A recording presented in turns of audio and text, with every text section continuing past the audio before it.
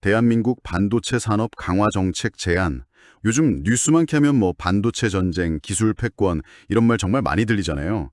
꼭 그 전쟁터 한가운데서 우리가 어떻게 이겨야 하는지 아주 구체적으로 써놓은 뭐랄까 작전 계획서 같다는 느낌을 받았어요. 이 출발점 자체가 사실 엄청난 위기감에서 시작되거든요. 예전처럼 뭐 삼성전자, SK 하이닉스 같은 거인 한두 명이 앞에서 막 끌고 가는 방식으로는 더는 안 된다는 거죠. 그래서 보고서가 내세우는 핵심 키워드가 바로 초격차에서 초생태계로의 전환입니다. 초생태계요? 그거 흥미롭네요. 초격차는 기술력으로 다른 나라가 아예 따라오지도 못하게 거리를 확 벌리는 전략이었잖아요. 네, 맞습니다. 그런데 이제 초생태계라, 그러니까 이제 혼자서 전력 질주하는 100m 달리기가 아니라 소재, 부품, 장비, 설계, 뭐 인력까지 모든 팀원이 다 같이 잘해야 이기는 그런 계주 경기가 됐다는 거군요. 네, 한 명이라도 뒤처지면 그냥 다 같이 지른 게임이라는 말씀이시고요. 맞습니다. 바로 그 계주 경기를 이기기 위한 청사진인 셈이죠. 좋습니다. 그럼 지금부터 이 거대한 총사진을 저희가 한 장씩 넘겨보면서 우리 반도체 산업의 미래를 위해 지금 당장 뭘 해야 하는지 그 핵심을 제대로 한번 파헤쳐 보겠습니다. 근데 되게 재밌는 게 아주 거창한 기술 얘기부터 시작하지 않더라고요. 네네. 가장 먼저 땅을 파고 뭐 기초부터 딱 살피는데 바로 전기와 물 문제입니다. 예를 들어서 SK 하이닉스가 용인에 짓고 있는 그 반도체 클러스터, 이게 다 돌아가려면 원자력 발전소 10기 분량의 전기가 필요하다는 대목에서 정말 입이 떡 벌어졌습니다. 그렇죠. 그런데 그 어마어마한 전기를 만들어도 정작 용인까지 끌고 오는 길부터가 지금 꽉 막혀버린 상황입니다. 길이요? 네, 이른바 송전방 병목 현상인데요. 동해안 발전소에서 전기를 만들어도 수도권으로 오는 송전선로가 부족한 거예요.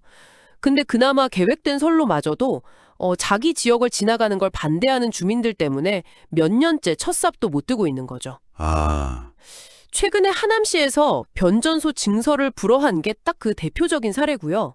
국가의 명운이 걸린 산업이라는데 딱 우리 동네를 지나는 건 안 된다. 이른바 님비 현상이 국가 기간 산업의 발목을 잡는 정말 전형적인 상황이네요.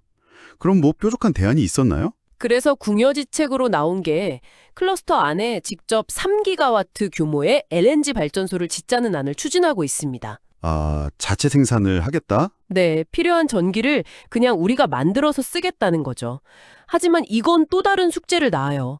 애플이나 구글 같은 글로벌 큰손 고객들이 제품 생산에 재생에너지를 100% 쓰라고 요구하고 있거든요. 그렇죠. 그런데 LNG는 화석연료라 탄소 배출이 나오니까 이 요구에 정면으로 부딪히는 겁니다. 환경단체들이 바로 이 점을 들어서 지금 소송까지 제기한 상태예요. 반도체 공장이 물을 먹는 하마라는 말도 있잖아요. 전력 문제도 이 정도인데 그럼 용수 공급은 문제가 없었나요? 물 문제도 정말 아슬아슬했습니다. 용인 클러스터가 하루에 필요한 물이 57만 톤인데 이걸 남한강에서 끌어오려고 했거든요. 네. 그런데 상수원 보호를 명분으로 여주시가 몇 년을 반대한 거예요. 사실 그 이면에는 뭐 수도권 규제에 묶여서 발전하지 못했던 지역의 어떤 박탈감 이런 것도 깔려 있었고요. 복잡한 문제였군요. 네, 결국 오랜 협상 끝에 상생안을 만들어서 겨우 합의했지만 그 과정에서 허비한 시간이 어마어마했죠. 정말 집을 짓기도 전에 뭐 땅이랑 수도, 전기 문제부터 삐걱거리는 느낌이네요. 그럼 이 근본적인 문제를 어떻게 풀라고 제안하나요? 아주 강력한 카드를 꺼내듭니다. 국가첨단 전략산업 기반시설 조성 특별법 제정, 이게 핵심입니다. 특별법이요? 네, 한마디로 반도체 클러스터에 필요한 송전망이나 용수관 같은 핵심 인프라는 지자체의 인허가 절차를 그냥 건너뛰고 중앙정부가 직접 결정해서 속도를 내자는 겁니다. 중앙정부가 직접 인허가권을 행사한다.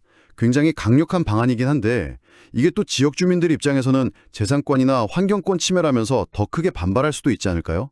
좋은 지적입니다. 그 점을 우려해서 단순히 밀어붙이자는 게 아니고요.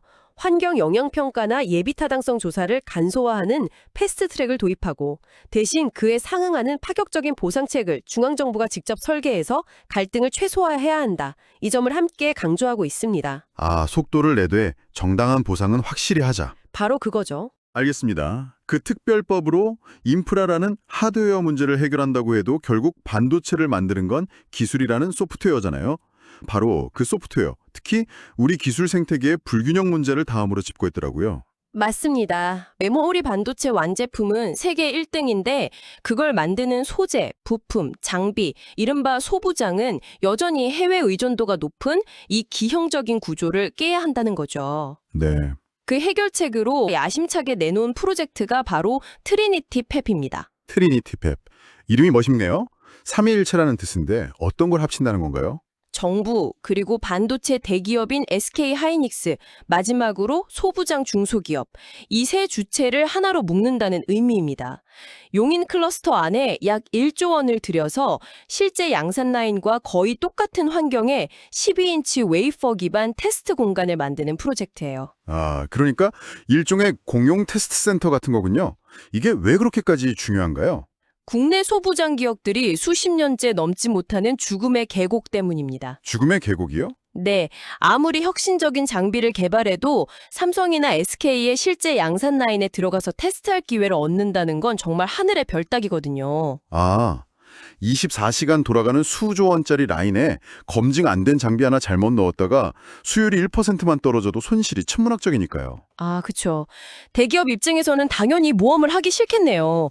결국 안전하게 검증된 비싼 외산 장비를 계속 쓸 수밖에 없는 구조였군요. 바로 그 악순환의 고리를 이 트리니티 팹이 끊어주자는 겁니다. 대기업 엔지니어들이 여기에 상주하면서 중소기업의 장비랑 소재를 함께 테스트하고 검증해주는 거죠. 실제 라인을 멈추는 리스크 없이 마음껏 테스트해볼 수 있는 국가대표급 파일럿 공장을 하나 만들어주는 거네요.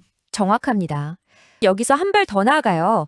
지금 추진되는 건 메모리 중심이니까 시스템 반도체에 특화된 제2의 트리니티 팹을 삼성전자 사업장 근처에 또 만들자.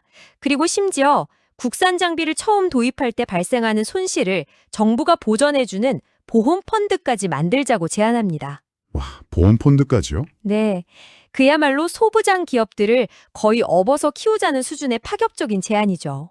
아니 근데 제가 정말 무릎을 탁 쳤던 부분이 바로 첨단 패키징 이야기였어요. 아, 패키징. 예, 솔직히 저는 패키징이라고 하면 그냥 칩을 포장하는 마지막 단계 그 정도로만 생각했거든요. 그런데 이게 AI 반도체 시대에 완전한 게임 체인저가 될 수 있다는 거잖아요. 맞습니다. 예전에는 웨이퍼 위에 얼마나 더 미세하게 회로를 그리느냐, 즉 미세 공정이 반도체 성능의 전부였다면 이제는 여러 개의 칩을 얼마나 효율적으로 쌓고 묶어서 하나의 칩처럼 작동하게 만드느냐, 이 첨단 패키징 기술이 핵심 승부처가 됐습니다. 아, 특히 그 엔비디아의 AI 칩이 바로 이 기술의 집약체죠. 새로운 전쟁터가 열린 셈이군요. 이 분야에 대해서 어떤 전략을 제시하나요? 아주 흥미로운 사례를 하나 제시합니다. 엠코 테크놀로지라는 세계적인 패키징 기업인데요. 이 회사는 R&D 센터나 최첨단 테스트 시설처럼 고급 인력이 필요한 곳은 인천 송도에 짓고요. 대규모 양산 공장처럼 전력과 넓은 부지가 중요한 곳은 광주에 짓는 이원화 전략을 쓰고 있습니다. 정말 영리하네요. 수도권의 장점인 인재와 지방의 장점인 부지, 인프라를 동시에 활용하는 거군요. 이게 정책적으로 시사하는 바가 크겠는데요? 바로 그 점입니다. 전력을 엄청나게 소비하는 패키징 같은 후공정 산업을 태양광 같은 재생에너지 자원이 풍부한 광주, 전남 지역으로 적극적으로 유치하자고 제안합니다. 네. 마침 광주가 AI 산업을 키우기 위해 대규모 AI 데이터 센터를 짓고 있는데 이와 연계해서 광주 전남 첨단 패키징 특화단지를 만들자는 거죠. 아, 시너지가 나겠네요? 네, 수도권 과밀화랑 전력난도 풀고 새로운 국가 성장 거점도 만드는 그야말로 일석이조의 효과를 노리는 겁니다. 자, 그럼 정리를 좀 해보죠. 특별법으로 인프라라는 튼튼한 기반을 닦고 트리니티 팹으로 소부장 생태계라는 뼈대를 세우고 첨단 패키징으로 지역 균형 발전이라는 새로운 공간까지 확장하는 그림이네요. 그런데 이 모든 게 제대로 돌아가려면 마지막으로 풀어야 할 족쇄가 몇 개 더 남아있다고요? 맞습니다. 이 모든 계획을 가로막는 보이지 않는 벽, 바로 낡은 규제와 흩어진 정부 기능입니다. 규제 측면에서 두 가지를 정면으로 겨냥합니다. 첫째는 금산분리 원칙입니다. 금산분리요? 대기업이 은행 같은 금융회사를 소유하지 못하게 하는 원칙인데 이게 반도체랑 무슨 상관이 있는 거죠? 이게 대기업이 자기 돈으로 유망한 벤처기업에 투자하는 길을 가로막는다는 겁니다. 대기업 지주회사가 금융 자회사 성격의 벤처 캐피탈을 소유하기 어렵게 만들어 놨거든요. 아, 결국 시장에 돈은 많은데 정작 가장 유망한 반도체 스타트업으로는 돈이 흘러들어가지 못하는 돈맥 경화가 생긴다는 비판이죠. 기술 개발의 속도 자체를 늦추는 규제에 대한 지적도 있었을 것 같은데요? 두 번째 타깃이 바로 주 52시간 근무제입니다. 이 제도의 취지는 좋지만 24시간 불이 꺼지지 않는 글로벌 R&D 경쟁 현장에서는 기술 개발의 연속성을 끊어서 속도를 늦추는 족쇄가 될 수 있다는 우려죠. 아, 경쟁국 엔지니어들이 밤새워서 기술 난제를 풀고 있을 때 우리는 퇴근해야 하는 상황이 벌어질 수 있다는 겁니다. 이건 굉장히 민감한 문제인데요. 워라밸을 중시하는 사회적 분위기도 있고요. 그래서 무조건 폐지하자는 게 아니라 미국이나 일본처럼 고연봉을 받는 핵심 R&D 전문 인력에 한해서는 근로시간 규제를 적용하지 않는 화이트칼라 이그제미션 제도를 도입하자고 제안하고 있습니다. 아, 선별적으로. 네, 일괄적인 규제가 아니라 직무 특성에 맞는 유연한 제도가 필요하다는 거죠. 마지막으로 정부의 역할, 거버넌스 문제도 지적했다고요. 지금은 뭔가 컨트롤 타워가 부재한 느낌이긴 합니다. 지금 반도체 정책이 산업부, 과기부, 환경부, 국토부 여러 부처에 다 찢어져 있습니다. 그러다 보니까 부처끼리 이견 조율하다 시간 다 보내고 정작 중요한 결정은 하염없이 늦어지는 거죠. 컨트롤 타워가 없는 게 아니라 너무 많은 셈이네요. 맞습니다. 그래서 단순한 자문기구가 아니라 예산 배분과 인허가 조정권까지 가진 막강한 권한의 대통령 직속 국가 반도체 전략위원회를 만들자고 주장합니다. 힘 있는 리더 한 명이 처음부터 끝까지 책임지고 끌고 가야 한다는 겁니다. 정말 하나의 거대한 반도체 국가 건설 계획서 같네요. 정리해보면 단순히 기술 하나만 잘해서는 안 되고 인프라, 소부장 생태계, 첨단 패키징, 그리고 규제와 정무 시스템까지 모든 것을 아우르는 초생태계로 나아가야만 살아남을 수 있다는 강력한 메시지입니다. 맞습니다. 특별법으로 길을 닫고 규제 개혁으로 속도를 내고 강력한 컨트롤 타워로 방향을 잡아야 한다는 것이죠.